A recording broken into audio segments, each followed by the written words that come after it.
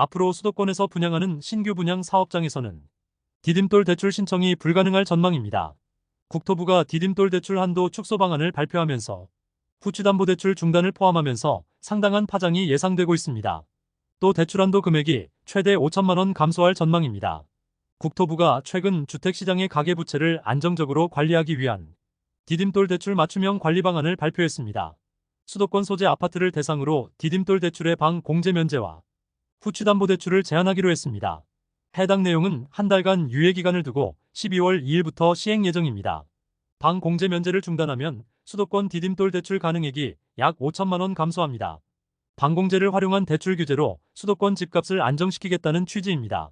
지금까지는 디딤돌 대출에서 소액 임차인에게 보장하는 최우선 변제금을 대출 금액에서 제외하지 않고 보증상품 가입을 통해 포함시켰습니다.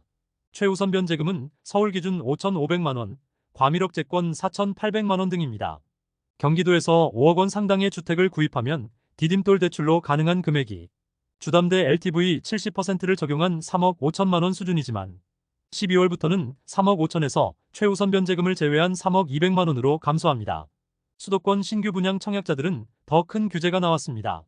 대출 대상 부동산을 담보로 잡을 수가 없을 때, 먼저 돈을 빌려주고 완공 이후 소유권 설정이 가능할 때 담보를 잡게 되는 후취담보대출을 중단하기로 했습니다. 신규 분양 아파트 모집 공고일이 12월 1일까지 진행되고 공고문에 나온 입주 예정일이 내년 6월까지인 곳만 후취담보대출이 가능합니다. 후취담보에서도 방공제를 적용하기 때문에 대출 한도가 감소하며 12월 1일 이후 현장들은 디딤돌 대출 진행이 불가능합니다.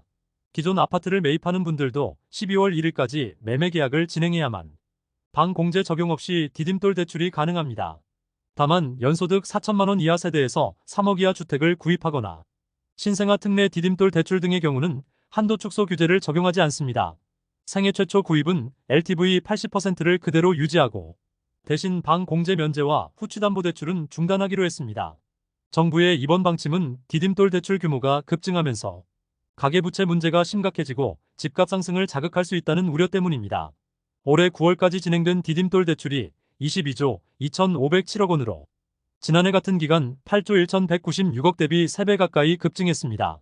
디딤돌 대출은 최대 6억 이하의 주택을 구입하는 서민층 대출이지만 집값 상승 압력으로 작용하는 원인으로 지목받았습니다.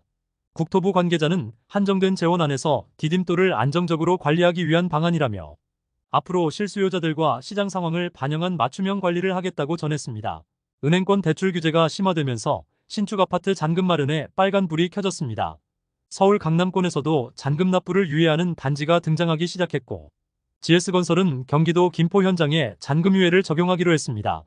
GS건설이 잔금을 유예한 건 2008년 금융위기 이후 처음이라는 소식입니다. 최근 신축 아파트 잔금을 앞둔 실수요자들의 고민이 깊어지고 있습니다.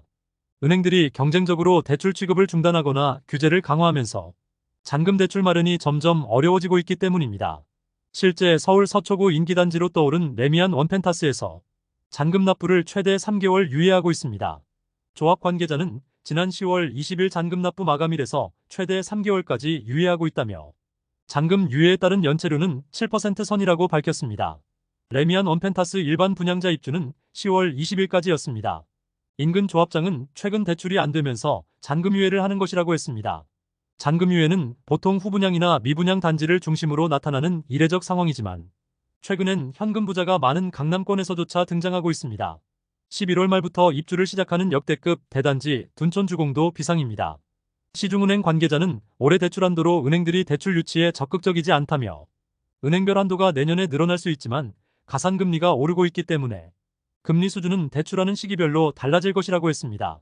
결국 올해는 대출 한도 소진으로 입주를 내년으로 미루는 집주인들이 많을 듯합니다. 둔촌주공 조합장은 최대 내년 3월 말까지 4개월 이상 입주 기간이 있다며 올해는 은행마다 대출 한도가 설정되어 있어서 잔금 대출이 소진될 수 있지만 내년에 새로운 한도가 나오면 잔금을 대출받고 입주할 수 있을 것으로 본다고 했습니다. 일군 건설사 현장에서도 잔금을 유예한 사례가 나왔습니다. 경기도 김포시 고촌센트럴자이는 잔금 납부를 최대 2년 유예하기로 했습니다. 2년간 잔금을 대출해주는 방식으로 2.9% 금리를 적용합니다. GS건설 관계자는 잔금 유예는 미분양 단지 등에 대해서 혜택을 주는 것이라며 2009년 일산과 김포에서 미분양된 단지에 잔금 납부 유예를 적용한 이후 이번 김포 현장이 처음이라고 전했습니다. 최근 이금융권의 가계대출 증가액이 2조 원에 달하는 것으로 나타났습니다. 정부는 가계부채 급증 추세를 막기 위한 특단의 대책을 준비하고 있으며 저축은행과 새마을금고 등 이금융권의 대출 규제를 강화하기로 했습니다. 그동안 은행에만 요구하던 연간 가계대출 목표치를 이금융으로 확대하고 더 강력한 DSR 규제 방안을 시행하는 내용도 검토합니다. 특히 가계대출이 1조 원 이상 급증한 상호금융권에는 별도의 소집회의를 통해서 가계대출 관련 공격적인 영업을 자제하라고 경고했습니다. 금융위원회가 조만간 가계부채 점검 회의를 열고 이금융권의 가계대출 급증과 관련된 관리 방안을 제시할 계획입니다. 이금융권은 최근 가계대출이 한 달 만에 2조 원 가까이 급증하면서 지난 2021년 11월 이후 3년 만에 최대치 증가폭이 나왔습니다. 은행권에서 주담대를 중심으로 가계대출 억제 방안을 본격화하면서 관련 대출 수요가 이금융으로 급격히 쏠린 것으로 파악되고 있습니다. 1금융과 한도와 금리 차이가 크지 않은 상호금융권에서 1조 원 이상 늘었고 새마을금고에서만 약 1조 원의 가계대출 증가 추세가 나타났습니다. 금융당국 관계자는 회사별로 가계대출을 어떻게 관리해야 하는지, 업무 계획을 어떻게 수립해야 하는지 논의하려고 한다며 연간 경상성장률 범위 내에서 가계대출이 관리되어야 할 것이라고 밝혔습니다. 다른 관계자도 은행권은 연간 경영계획의 대출 목표치를 받아보기 때문에 증가세를 예측하고 관리할 수 있지만 현재 이금융은 그런 게 없다며 이금융에도 목표 수립을 적용해보겠다는 것이라고 했습니다. 이금융권의 심각한 가계대출 상황이 계속되면 DSR 규제 강화 등이 나올 전망입니다. 수도권과 마찬가지로 DSR 가산금리를 1.2%로 인상하는 방안 등이 검토 대상입니다. 금융당국은 지난 9월부터 시행된 DSR 2단계와 관련해서 수도권에 한해서 규제 강도가 더 센 1.2%를 적용하고 있습니다. 가산금리가 더해지면 결과적으로 총 대출 한도가 감소하는 효과를 기대할 수 있습니다. 또 이금융에 적용하고 있는 차주별 DSR 50% 제한에 대해서 각 회사별 DSR을 45% 수준으로 낮추는 방안 등도 꾸준히 언급되고 있습니다. 금감원은 최근 새마을금고를 포함한 상호금융권 관계자들을 긴급 소집하고 가계대출 관리 강화를 주문하기도 했습니다. 지난달 상호금융권은 집단대출을 중심으로 가계대출이 1조 원 이상 늘면서 이금융권으로 이어지는 풍선 효과의 핵심으로 지목되고 있습니다. 금감원 회의 참석자는 연말 가계대출이 10월보다 늘지 않아야 한다는 주문이었다며 거시적인 관점에서 가계부채 관리에 적극 동참해달라는 취지였다고 전했습니다. 또 대규모 입주단지나 분양단지 등을 대상으로 한 온라인과 오프라인에서 공격적인 영업을 자제하라는 주문도 나왔습니다. 상호금융권은 11월 초부터 다주택자를 대상으로 한 가계대출 관리 강화를 시행하며 집단대출에 대해서도 중앙회 차원의 사전심사를 강화하기로 했습니다. 국내 주요 시중은행의 신용대출 잔액이 3년 3개월 만에 최대폭으로 급증했습니다.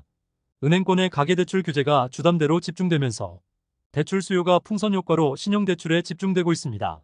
신용대출은 이자가 최고 10%를 초과할 정도로 고금리 부담이 크지만 주담대 규제로 금리 리스크가 큰 상품을 선택하는 셈입니다.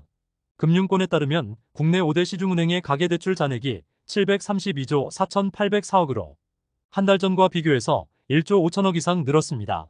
특히 신용대출 잔액이 한 달 만에 1조 원 이상 급증하면서 지난 2021년 7월 이후 월간 기준으로 최대치 증가폭이 나왔습니다. 은행권에서도 주담대 관리 강화로 주택자금 마련이 어려워지면서 관련 수요자들이 신용대출로 몰리고 있다는 분석입니다. 더 높은 금리를 부담해야 하지만 울며 겨자 먹기로 신용대출을 신청하고 있습니다. 국내 5대 은행의 주요 신용대출 금리는 최대 6.1%로 주담대보다 높게 형성됐고 신용점수 구간에 따라서는 최대 10.24% 수준의 금리가 적용되기도 합니다. 가계대출 문제가 심각해지면서 은행권은 적극적인 관리에 나서고 있습니다. 계속해서 주담대 금리를 인상하고 대출 모집인 신청을 중단하는 등 경로를 차단하고 있습니다. 더 큰 문제는 풍선 효과가 심각해지면서 이제는 신용대출도 막히는 분위기입니다. 최근 우리은행이 비대면 채널을 통해 12개 신용대출 상품 판매를 중단했고 IM뱅크도 12월까지 비대면 신용대출 판매를 중지합니다. 금융당국이 당장 올해 연간 대출 증가율을 2% 이내로 관리하겠다고 밝히면서 은행권에서는 중도상환 수수료를 면제하는 등 대출 관리에 적극 나서고 있습니다. 또 이금융에서도 가계대출 조이기에 동참하면서 역대급 대출 한파가 본격화되고 있고 시장에는 아파트 매물이 쌓이고 경매가 급증하는 등 먹구름이 몰려오고 있습니다. 지금까지 잼스톤TV였습니다. 오늘 영상 도움되셨으면 구독과 좋아요 부탁드립니다. 시청해주셔서 감사합니다.